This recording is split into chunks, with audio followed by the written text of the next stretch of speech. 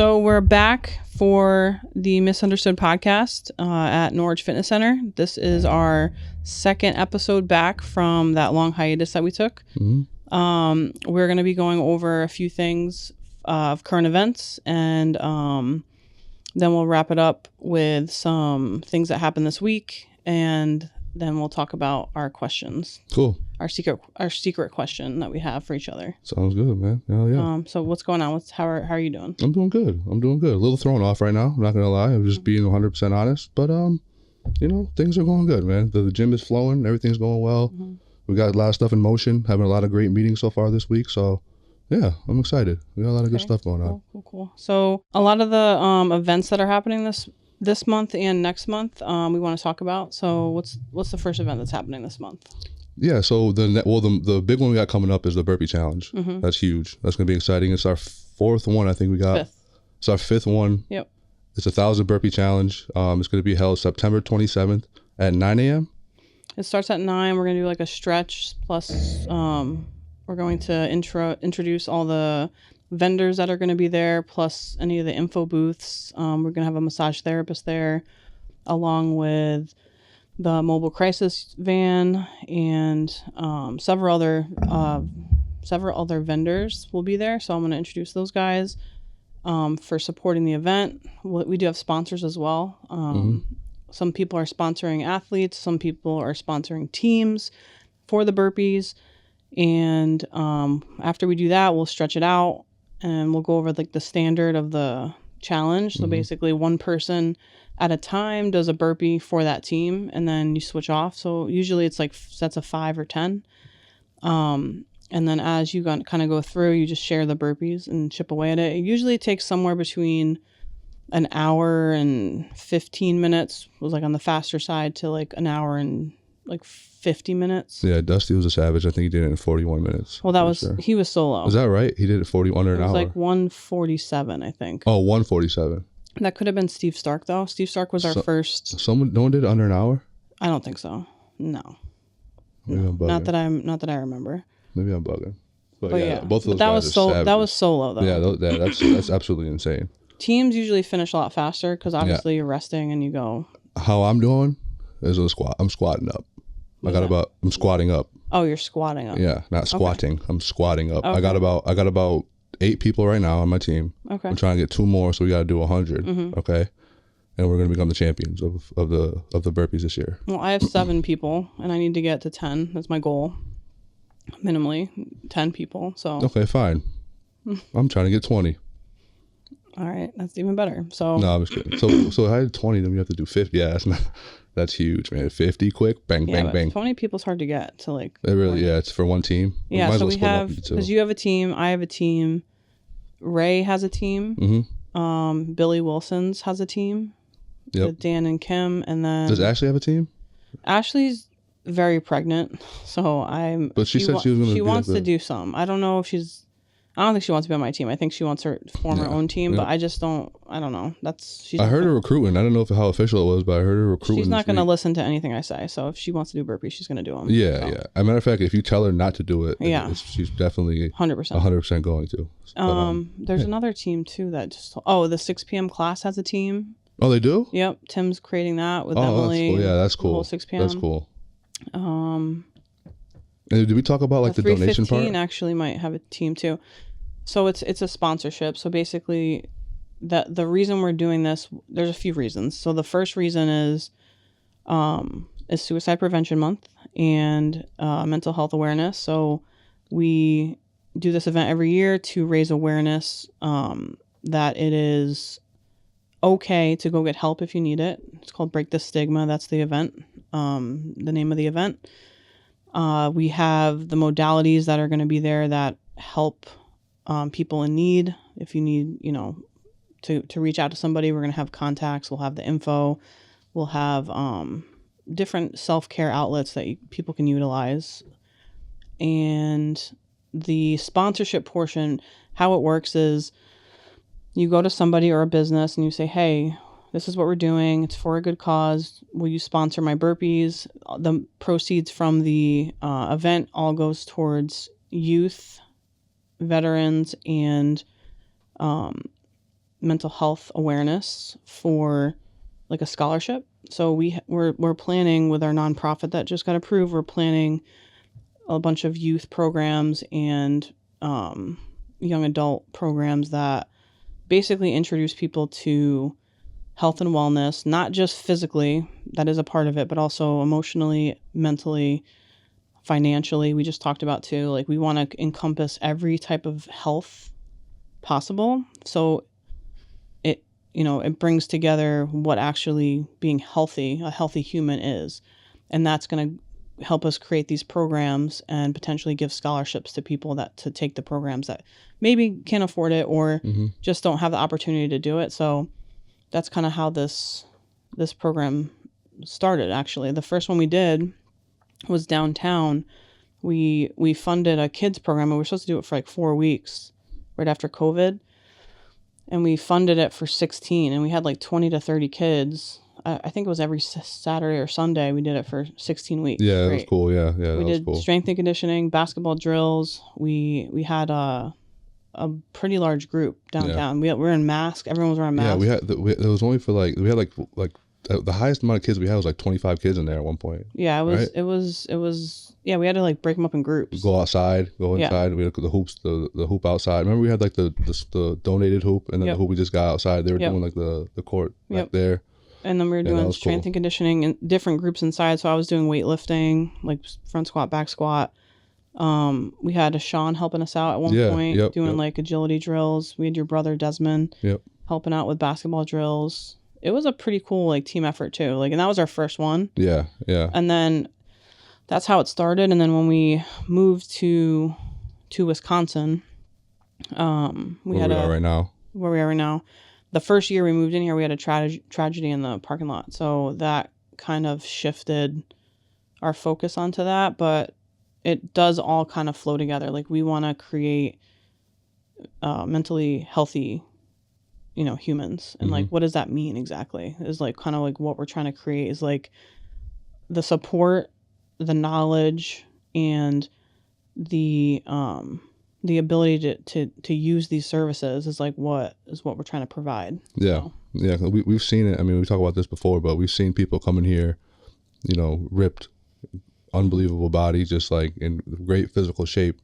And, they're not there. You know what I'm saying? So it goes to show you that there's a balance there, that a lot of people focus on the physical health, and not enough people focus on the mental. Yeah. So I think it's good to just kind of put a spotlight on mental health awareness with the Break the Stigma challenge, that it's okay to talk. Break the Stigma basically means that it's okay to talk about it. Yeah. It's okay to talk about your experiences and what you've been through.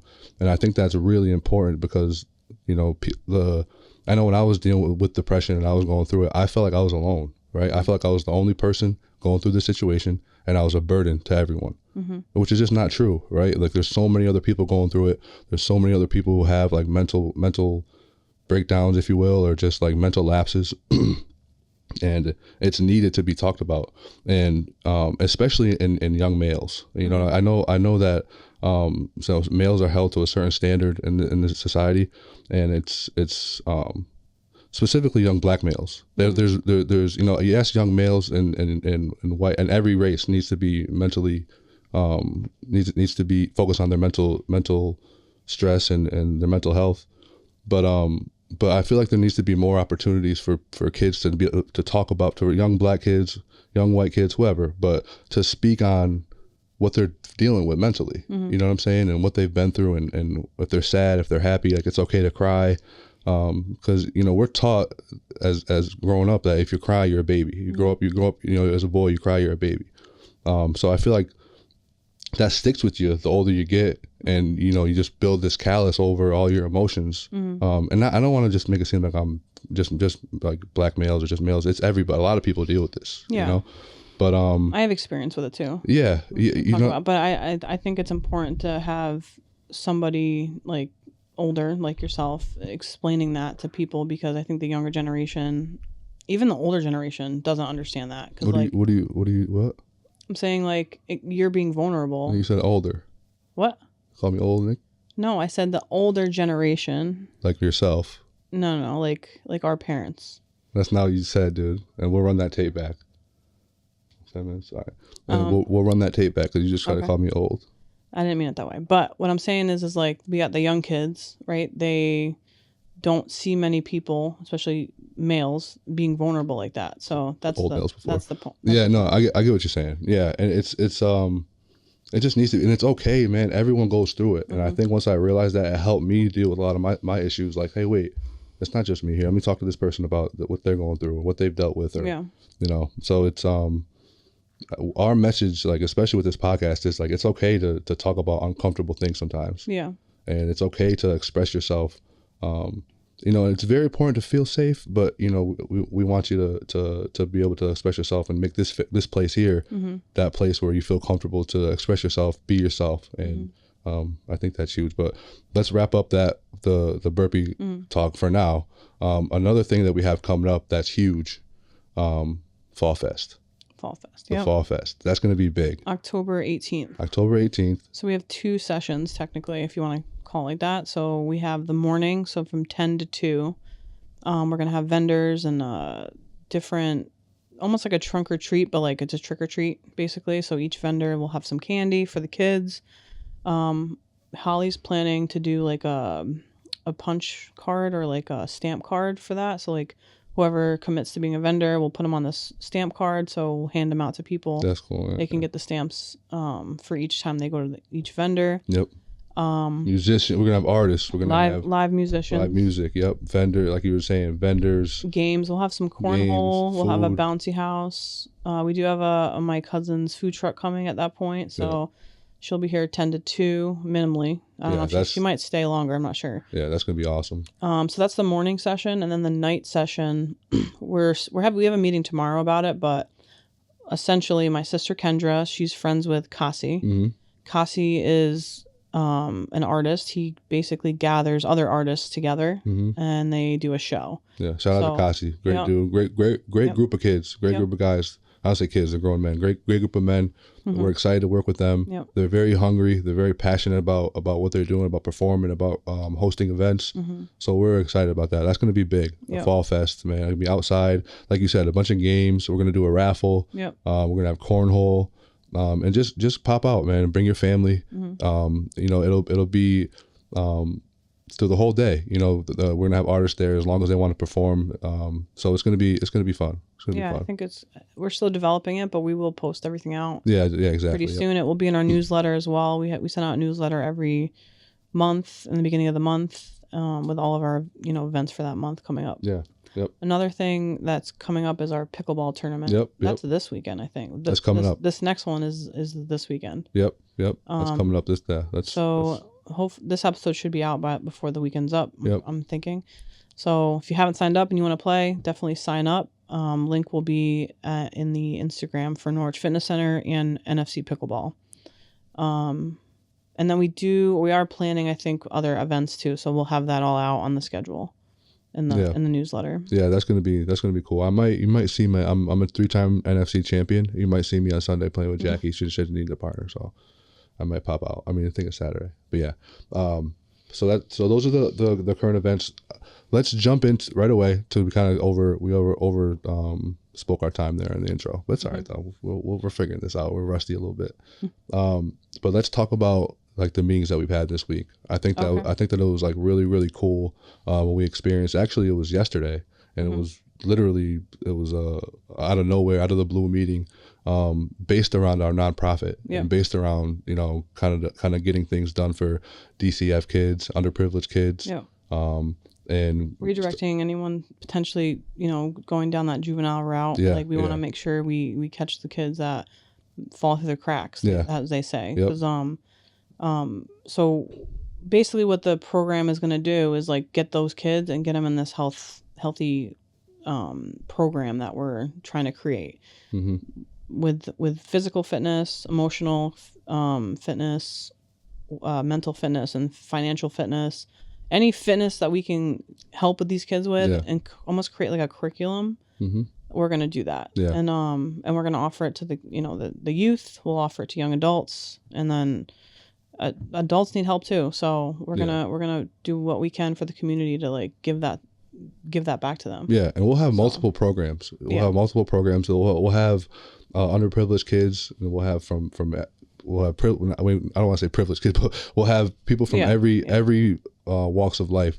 It's not going to be a separation or a segregation of any sort when it comes to that type of. But we want to. That's the whole point, is that we want to get the police academy in here with some of the kids that go to the alternative schools. And bridge that gap between those two, and try to kind of we talked about it yesterday again in the meeting, but we get some of these kids who are getting in trouble when they're young to see some of these young police officers who are getting ready to be police officers, and then all of a sudden they run each other into the gym daily. That's gonna prevent a lot of conflict or not a lot. It could prevent conflict down the line. I don't want to make it seem like it's doing it, but them just recognizing each other, seeing each other, and realizing, hey, wait, he did that. I know him. I could potentially do that, and they're able to touch that and bump and rub elbows with them. Yeah, I think that's huge, and that's something that we could provide here. That's like rare. Where not a lot of people can really do that. So I think that's why a lot of our focus is going to be towards like the underprivileged kids who don't necessarily have that opportunity right away. But again, it's going to be all walks of life from every race, every age. I mean, we're going to try to bring in, Navy SEALs in here. I mean, it's going to be really seriously going to be awesome for these kids to just see and touch these people. These people who are just super successful, and they haven't been through they've been through the same scenarios that the rough childhoods that they've been through. Yeah, that's the main thing too. And I also want to emphasize like our career plan. So like, we want to take, people that potentially want to be entrepreneurs or personal trainers or maybe podcasters, whatever. We want to start creating pathways for people to be able to open their own business one day and like understand the background of what that takes and what you need to get there. Because I kind of I winged it, and I learned a lot of shit from doing wrong shit. And now I'm starting to understand how things kind of work. And like, I'm like, oh, well, that would have been way easier if I would have known that. Exactly. So like, that's kind of what we want to give back. We could help the future. Well. Yeah. Like why watch people struggle? Yeah. And they're still going to. I'm not saying we're the saviors, but they're still going to struggle. But it's just good to, like, we could be the people, we could be the help we wish we had. Yeah. Sometimes it's good to struggle. Sometimes it's good to figure it out that way too. Like, cause then I can't trust somebody who hasn't struggled. As crazy as that sounds, like I can't trust anybody who's just had a life where it's just, sunshines and rainbows. Like it's just, I cannot relate to you. Yeah. Because like when shit does get rough, and it always will one time or another, like where are you going? Because most of those people curl up into a ball. So it's definitely a different kind of hunger for sure. Like I can't believe like from when I started to where we're at, like literally right now. It's insane. Well, yeah, I mean, I was extremely overwhelmed at the beginning. I was like, because I was just in my room doing nothing for 2 years. So like I was over. It was so much. It was always something going on. Always, and then it took me some time to adapt and adjust to it, and realize that like you can't let your emotions, let other people's emotions control yours, and you have to just stay at a point. That's a very big thing that I've learned, because like I was letting that happen, and it was driving me nuts, and I was like, it was affecting not only my mood, but it was affecting my performance in general. Yeah, right. Well, and like my confidence, it was affecting my self-worth, like just because I was letting it. Yeah. But in reality, it's like, no, it's not. I have the choice to let that happen or not. Yeah, like, I caught myself like every time someone wanted to argue with me, I'm arguing back every single time. How is that? How is someone getting me to argue back with them every single time? Yeah. Like, you know what I'm saying? You have to, at a certain point, just be like, you know what, like you have to just either, eat the frog and just, just let if they're louder, whatever the situation is, their emotions, they're upset. They like, a lot of people just want to pull you into their emotions. You know what I'm saying? And it's been hard. I've noticed that about you. Like when we were downtown, you would get hot really quick. Yeah. And like since then, like you do sometimes, but like you're more like easier to talk to. Like you kind of go back and forth, but it's definitely a huge improvement from when we remember. I don't know if you remember when your cousin came up. Yeah. That was a whole thing. I was like, oh shit. Like, yeah, I do remember that. But that was so long ago. But now it's like people who my whole life have been doing that to me. My big cousin. Yeah, but like now it's like you just know, like it's like people are in a bad mood, and they try to bring you. They don't even know if they're doing it. Sometimes they try to get you there. So like it's just them. like not. And then when they see you in a bad mood, they flip it, and now they're in a good mood. Yeah. And then now hey, whoa.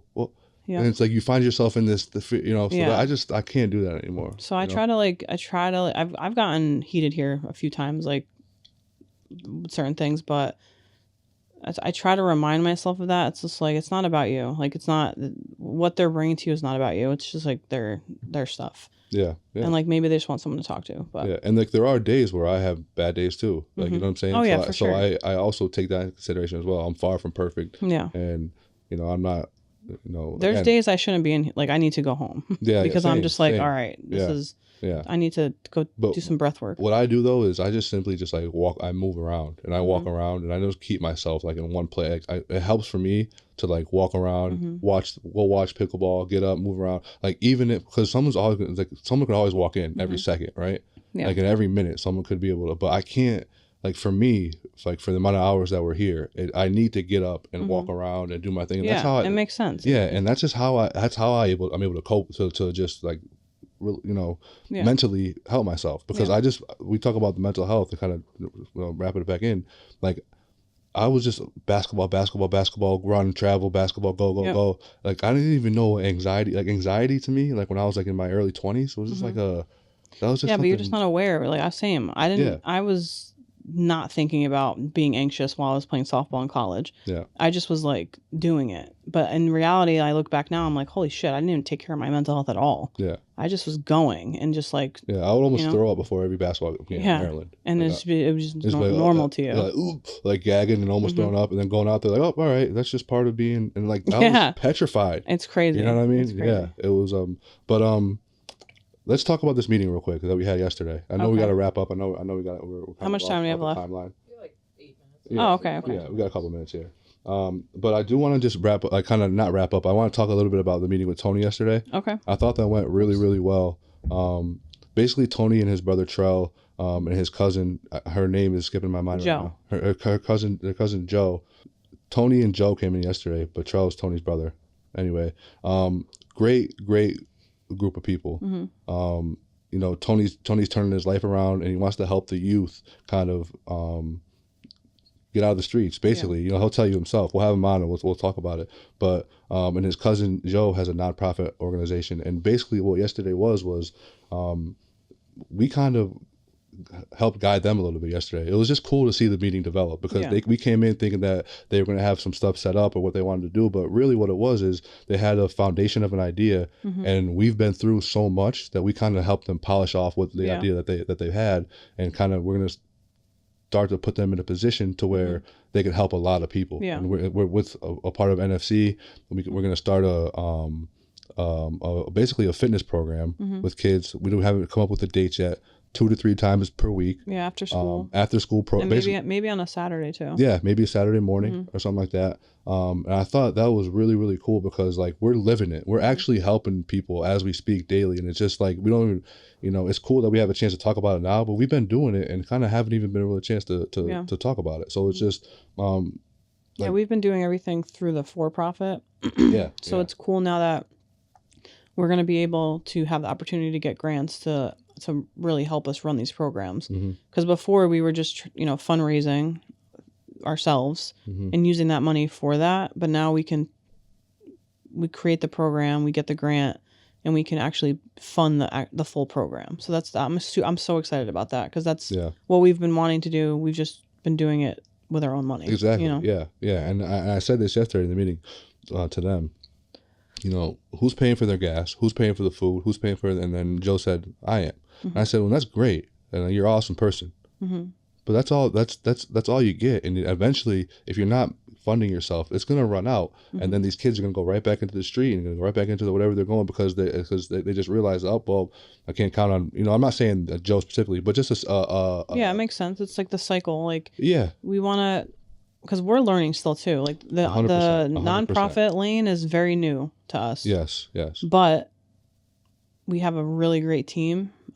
Sakina is on our team. We have even Helen is offering to help us out. Like we have so many people that Mary from NCDC. Like we have a lot of people. Bridget.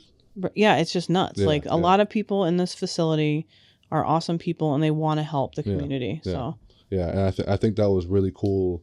Um, it's like awesome to see like the people come in and how much we've been through, and we're just talking to them through experience. It's like they're not studying for anything. Like we're not like, it's like all this stuff we're just telling them that we've been through, that we've lived. And it's like, listen, we could get a grant and get the program funded for these kids. Yeah. That way you're able to have stability in your life as well, taking care of the kids. Yeah. And that's the whole thing. It's not just the kids, because I said this in the meeting, to Tony, how are you going to take care of the kids when you're not able to take care of yourself? Yeah. You're over here scrambling, hustling, trying to do what you got to do. That's the whole problem. Yeah. It's like we need to get the whole system to be able to support themselves like a machine through helping people. Yeah. And like, that's what we're going to do. And if Sakina was here right now, you already know, she'd be so excited. She'd be fired up, and she knows that it's possible. And and especially now that we just got literally approved for the nonprofit, so we have an official nonprofit organization. Yep. It's going to be a floodgate. Yeah. The floodgate's going to open. It's going to be awesome. I'm excited. I think that's about that time though, that we should hit the wrap up portion. Let's wrap it up. All right, cool. So we can wrap it up. Basically, today was a interesting podcast, man. It was cool. I think that this month is very, very important to focus on the mental health. Like, just to kind of wrap with the burpee and with what we talked about at the beginning, it's important to focus on mental health and to, yes, work out physically, and yes, but if you're having issues and if you're having problems, just talk to somebody about it. Yeah. And I want that to be a big message. The name of our podcast is Misunderstood. You know what I mean? It's because we've gone our whole life being misunderstood. And I think that the full message of this podcast, especially being Mental Health Month, I want to emphasize that. If you have an issue, talk to somebody, man.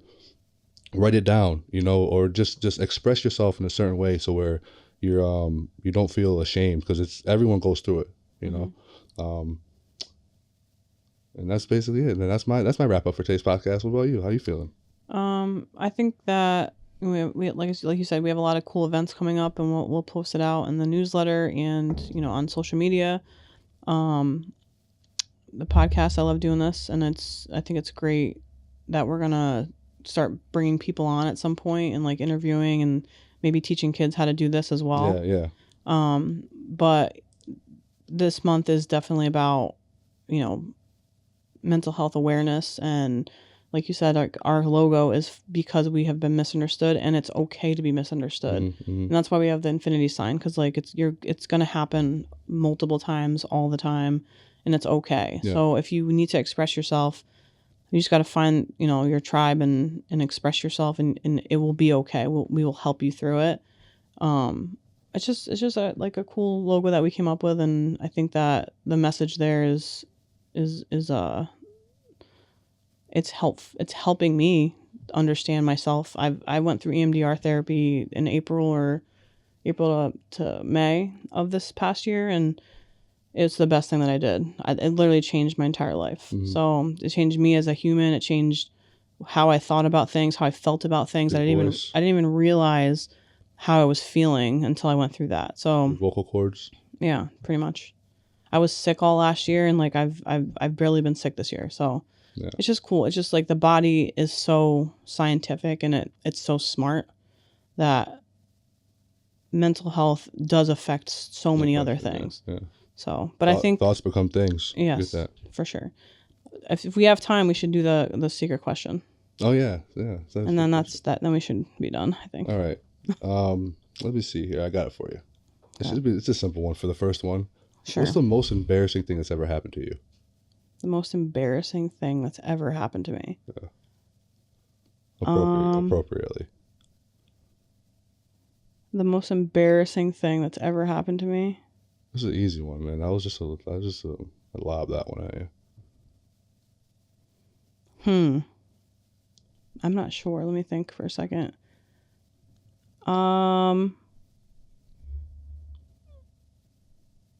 I don't know. I don't really have. You've never been embarrassed your whole life, guys. Let me introduce you guys to the person who's the first person ever who's never been embarrassed. Of course, I've been embarrassed. I'm just trying to think of like the most embarrassing thing that's ever happened. Top 3. Give me an embarrassing moment in your life. I want to say. I'll let you think about this. I'll Okay, give you an embarrassing okay. story of mine. Okay, go ahead. All right. I have something in my head though, but go ahead. Okay. University of Maryland. Okay. We play in front of 18,000 people. Okay. All right. Used the bathroom before the game, and ran out with toilet paper and attached to my shorts. 18,000. My To your teammate had shorts? and it was like in my like I want to pull my pants up. It was like there's toilet paper in my pants, and Wow. tucked in my jersey. And I ran as we run out in front of the whole arena. And my teammate was like, "Joe Jordan," grabbed it. That was embarrassing for me. That was real embarrassing. I hope no one saw it. Yeah, I That don't was a know if joke. I have a story like that. I just was thinking more so like I think when I was younger, embarrassing, I went straight to anger. You know what I mean? Like I didn't really feel like embarrassed ever. Like I just was like either I didn't give a shit or it was like it went straight to cuz like the only thing I can think of is like at basic training when I was standing there and I had to call my sister for to give her my address. And I said, you know, I read the letter that they give you because you can't say anything. They're like, you have to say this on the script. You can't go off the script. So I'm reading it, and then my sister goes, "I didn't get that," and I'm like, my whole body just was like, because my drill sergeant she was a female, Drill Sergeant Ratledge. I'll never forget her. She was staring at me. So as soon as Lucci goes, "I didn't get that," I'm like. So I started talking again, and I'm not kidding you. Less than a second, Drill Sergeant Ratledge was this close to my face, screaming at me. Is you gonna repeat it? I was gonna. Started to repeat it, and so she's screaming at me in my face, and I'm like, Was it your fault? I hung up. Was it So it's not like I hung up. I guess I was kind of embarrassed at that point because she was screaming at. Right. Okay. I mean, and I was like one of the older kids in that group because like I was with split ops. Yeah. So like meaning.